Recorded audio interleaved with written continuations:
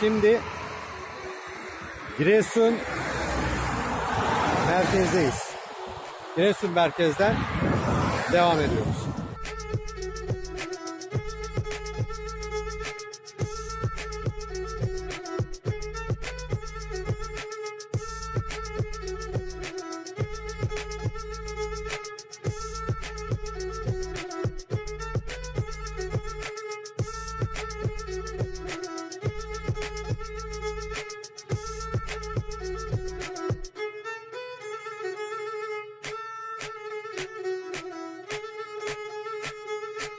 Giresun, Anadolu'nun kuzeydoğusunda yeşille mavinin kucaklaştığı Karadeniz'in inci kentlerinden birisidir. Şehir, denize doğru uzanan yarımadanın üzerinde yer almaktadır. Yarımadanın karşısında Karadeniz'in tek adası olan Giresun Adası, Arestias kentin bir kolyesi gibi durmaktadır.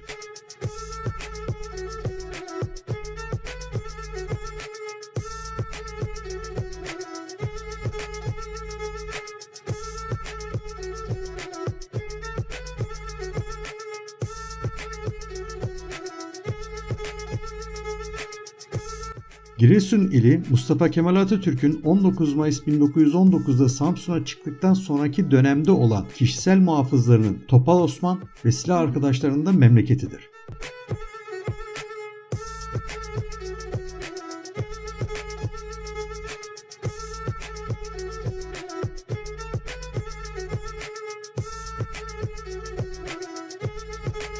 Giresun isminin kökeni hakkında 3 rivayet vardır. Rivayetlerden birincisi Kerasus kelimesinden gelmektedir. Birinci rivayete göre bu isim Kerasus'ta bol miktarda yetişen kirazdan gelmiştir.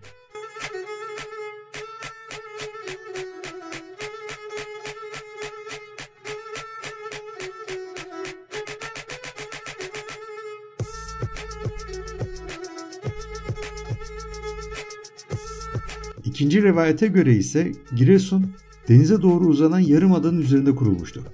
Ve bu yarımadanın şekli de boynuza benzemektedir. İşte bu sebeple Grekçe boynuz anlamına gelen Keras'tan türemiştir.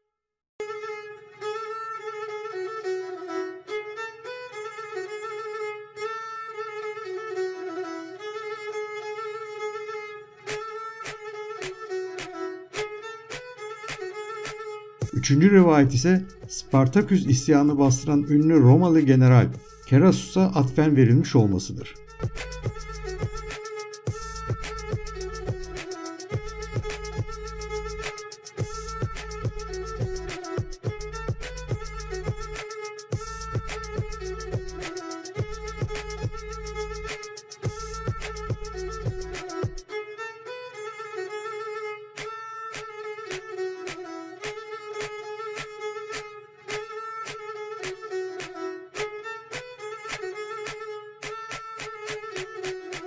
Giresun'da ekim yapılan alanların yarısı fındık bahçeleriyle kaplıdır. Giresun fındığı dünyanın en kaliteli fındığıdır. Dünyada fındık ihracatında Türkiye ilk sırada olup Türkiye'de yetişen fındığın da %25'e yakınını Giresun temin eder. Fındık Giresun tarımının bel kemiğidir.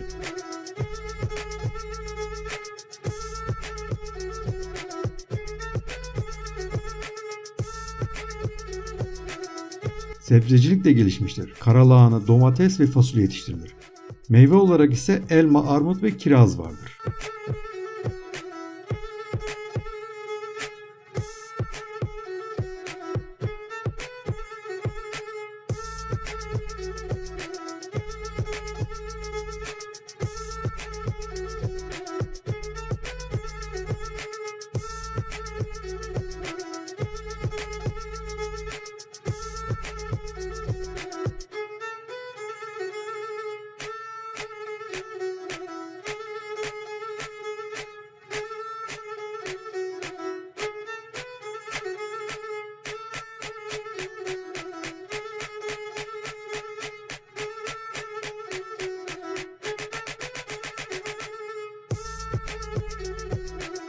Giresun sahilinin yaklaşık 1 mil açığında bulunan ve 40 dönümlük alanıyla Karadeniz'in üzerinde yaşamın mümkün olduğu tek ada olan Giresun Adası, ili ziyaret eden turistler için cazibe merkezidir.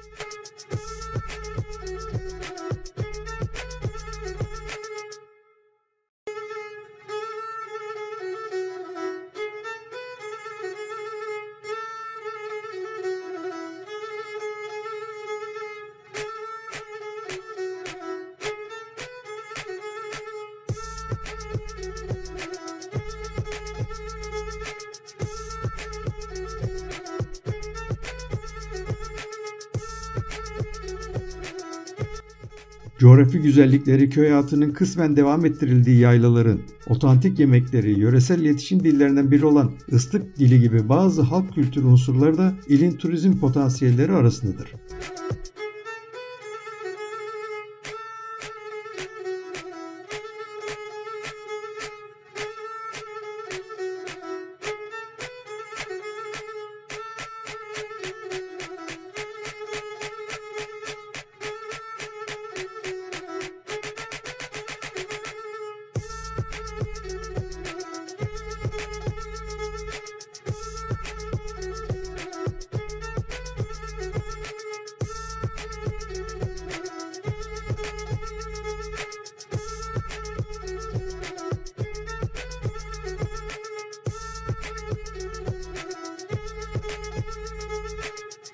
Tarihine gelecek olursak eski Anadolu tarihi araştırmalarda şehir ve kasaba tarihlerinde dil incelemeleri sonucunda bu bölge M.Ö.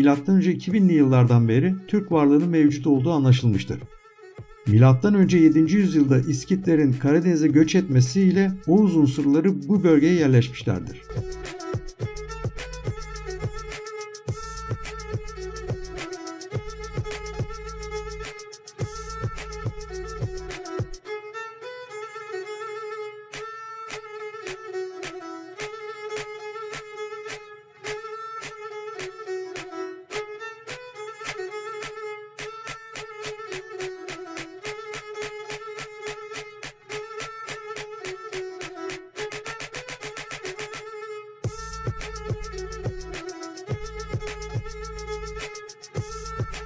Karadeniz bölgesinde ilk ve orta çağlarda İskit, Kimmerler, Hun, Hazar, Bulgar, Uz, Peçenek göçleri sonucunda Türk iskanının olduğu, Karadeniz ağızlarının fonetik ve morfolojik yapısıyla birlikte yer hatlarından da anlaşılır.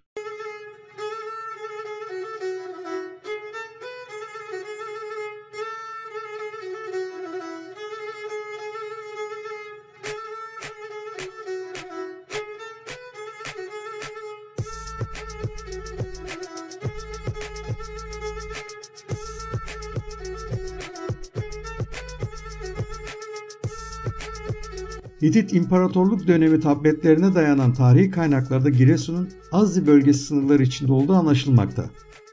Karadeniz bölgesinde 90'a yakın koloni şehri kuran Miletoslular Giresun ve Tirebolu illerinde de yerleşmişlerdir. Amaçları bu bölgeyi kendilerine yurt edinmek olmayıp buranın her türlü yeraltı ve yerüstü kaynaklarını sömürmekti.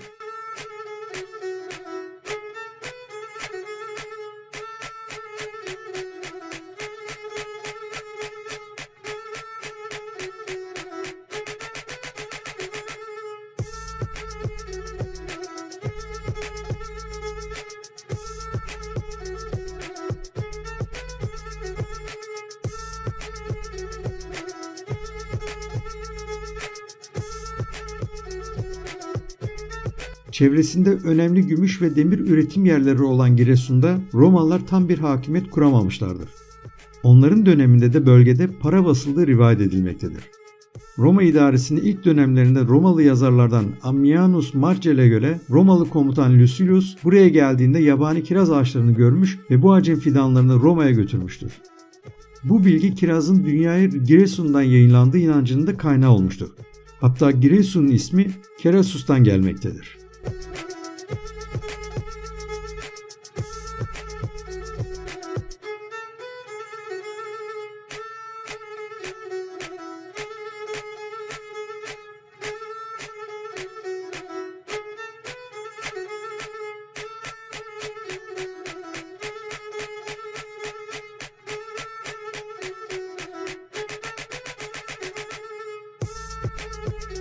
Doğu Roma egemenliği döneminde Yunan medeniyetin büyük bir hızla gelişip yayılmasına karşılık Yunan soyu gittikçe zayıflamıştır.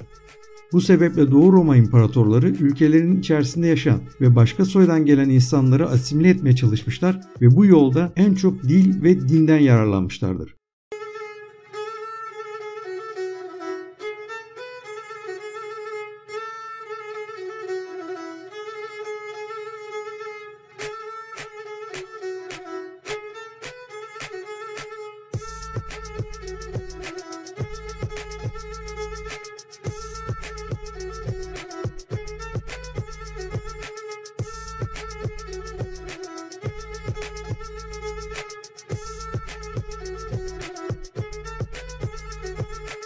Doğu Karadeniz'in ormanlık alanlarındaki kabileleri itaat altına almak için ormanları kesilerek yollar açılmış.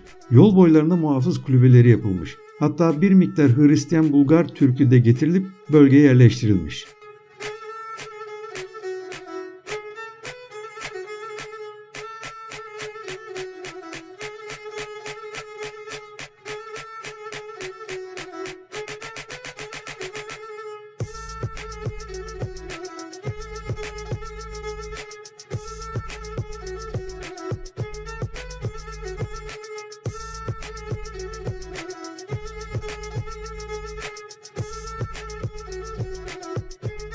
Anadolu Selçuklu Devleti'ne vergi vermeyi kabul eden ve 1244'te Moğolların egemenliği altına giren Trabzon İmparatorluğu Türklerin bir eyaleti haline gelmişti. Daha sonrasında Trabzon'a bağlı bulunan Giresun ve çevresi Moğol nüfusu altına girmiş. İşte bu sırada Oğuzların üç ok koluna mensup boylardan biri olan Çepliler, Ordu, Giresun ve Trabzon illeri sınırlarına yerleşmeye başlamışlar.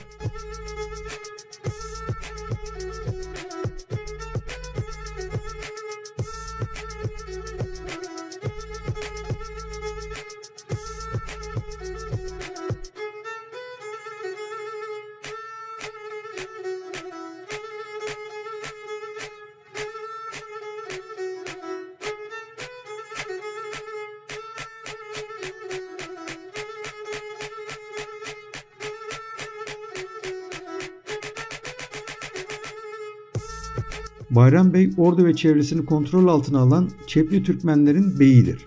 Oğlu Hacı Emir Bey döneminde bu bölge Bayramlı Beyliği denilmeye başlanmıştır. O da aynı şekilde Trabzon İmparatorluğu'nu sıkıştırmaya devam etmiş olup Hacı Emir Bey'in oğlu Emir Süleyman Bey de 1397'de Giresun'u fethetmiştir.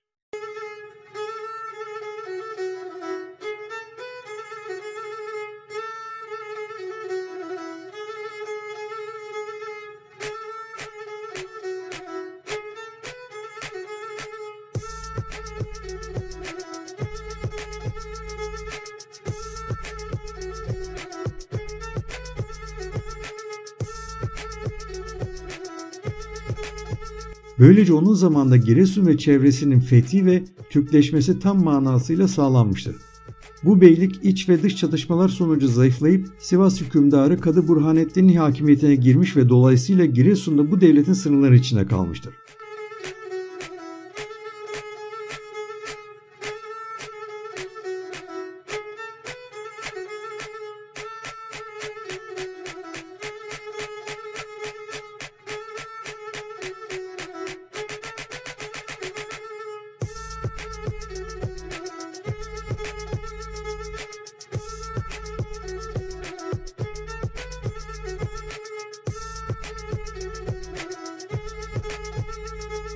Bugüne kadar yanlış bir kanaat olarak Giresun Türkleşmesi Fatih Sultan Mehmet'in 1461'de Trabzon'u fethiyle beraber gösterilmiştir.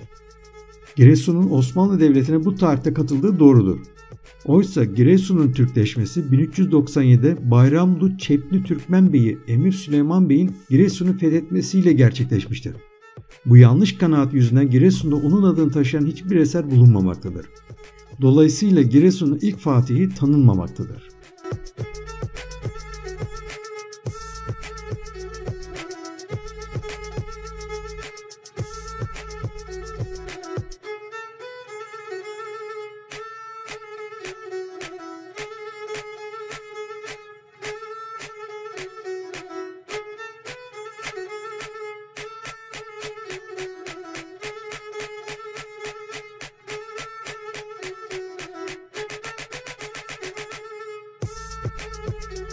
Giresun'u 2 bölümde yayınlayacağız. Birinci bölümümüz merkezini gösterdik. İkinci bölümümüzde Giresun Kalesi ile devam edeceğiz.